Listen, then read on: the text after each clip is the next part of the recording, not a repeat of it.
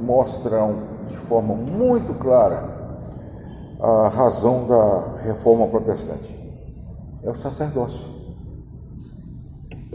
A lei antiga precisava de um sacerdote humano. No caso aqui, o primeiro deles que se apresentou como ofício foi Moisés. É claro que os patriarcas já existiam esse ofício há muito tempo, mas Moisés é o primeiro, por assim dizer, nomeado por Deus para representar o povo diante dele. O povo tinha medo de Deus. Por assim dizer, o povo era inadequado para comparecer diante de Deus pela sua vida. Eu não saberia é difícil escolher um adjetivo. Vida mundana, vida errada, vida grosseira, ou seja, era uma vida que não condizia com aquilo que Deus exigia. E eles ficaram extremamente assombrados quando viram trovões, relâmpagos, o clangor da trombeta e o monte fumegando. É fácil de entender trovões e relâmpagos porque dificilmente chovia no Egito.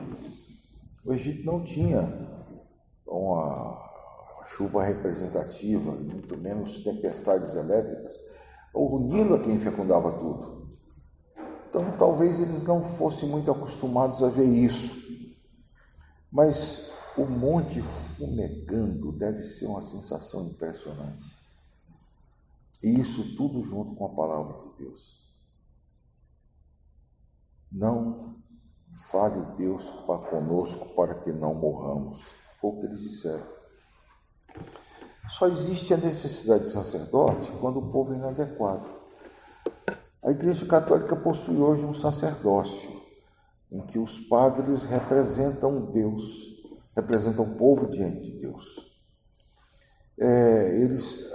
A missão básica do padre é ofertar a Deus o culto do povo. Tanto é que nas liturgias mais antigas e mais coerentes, o padre oficiava praticamente o culto inteiro de costas para o povo, porque o que era importante era comparecer diante de Deus. E Deus, por excelência na teologia católica, está na hóstia. A hóstia fica no sacrário, que é na frente, em cima do altar. Então, o povo era conduzido diante. E a segunda função era tomar a hóstia, consagrá-la para que Deus habitasse corporalmente nela, Jesus crucificado, Jesus ressuscitado, habitasse corporalmente diante dela e distribuísse para todos, imitando, por assim dizer, os sacrifícios do Velho Testamento. Entretanto, irmãos, não é assim. Nós não precisamos de uma ponte, de alguém que nos ligue a Deus. Tanto é que o termo pontífice, pontifex em latim, significa o construtor de pontes. O pontífice é o sacerdote, é aquele que faz uma ponte entre Deus e o povo. Repare que, por estarmos limpos diante de Deus, nós somos convocados a nos apresentar diante de Deus e mais, com ousadia. Você lembra de Efésios capítulo 3, versículo 11? Segundo o eterno propósito que fez em Jesus Cristo nosso Deus, no qual temos ousadia e acesso com confiança pela nossa fé nele. Pela nossa fé em Jesus, nós temos acesso com ousadia e confiança. Mas não bastasse as palavras de Paulo em sua carta aos Efésios, nós temos a repetição em Hebreus. Tendo, pois, irmãos, intrepidez para entrar no Santo dos Santos pelo sangue de Jesus, pelo novo e vivo caminho que ele nos consagrou pelo véu, isto é, pela sua carne, e tendo um grande sacerdote sobre a casa de Deus, aproximemo-nos com sincero coração, em plena certeza de fé, tendo o coração purificado de má consciência e lavado o corpo com água pura. Guardemos firme a confissão da esperança sem vacilar, pois quem fez a promessa é fiel. Pois bem, nós continuamos com o sacerdote, mas não é humano como Moisés. O nosso sacerdote está sentado à destra de Deus. E à destra de Deus, ele nos oferece a Deus, assim como oferta, e a nós como aqueles que ele remiu pelo seu sacrifício. Meus irmãos, repare, se a lei era impotente e necessitava de fazer sacrifícios 2 vezes por dia, o Evangelho nos trazendo as boas novas do céu, é quem nos conclama a comparecermos com ousadia na presença de Deus, não esperando por nenhum sacerdote. Quando você for ordenado, você não será sacerdote. Você será um ministro de Deus, um dispenseiro dos mistérios da graça. Você está aqui para aprender a entender primeiro esses grandes mistérios e depois aplicar ao povo de Deus.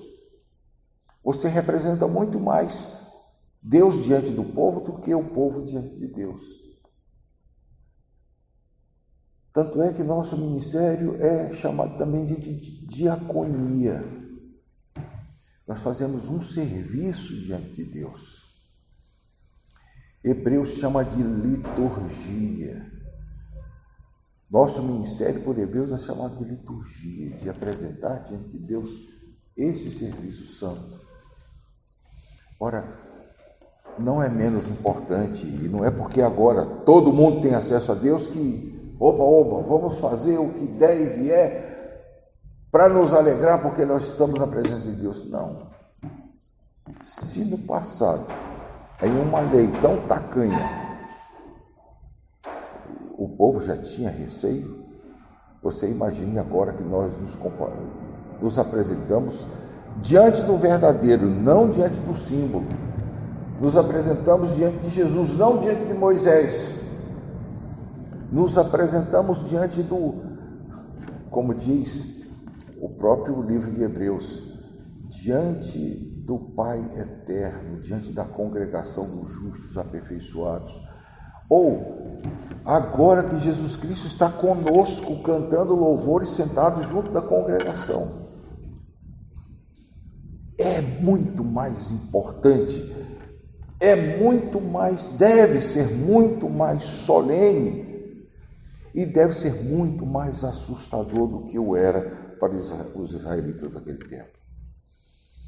A reforma veio para abolir o sacerdócio, consequentemente, os atos do sacerdócio, a missa. A missa só existe quando alguém oferece um sacrifício em lugar de outros. Não cabe mais isso. Agora cada um oferece a si mesmo diante de Deus, confiados no sumo sacerdote que é Jesus Cristo. Que Deus nos abençoe e que Deus nos faça entender as maravilhas desta bendita doutrina.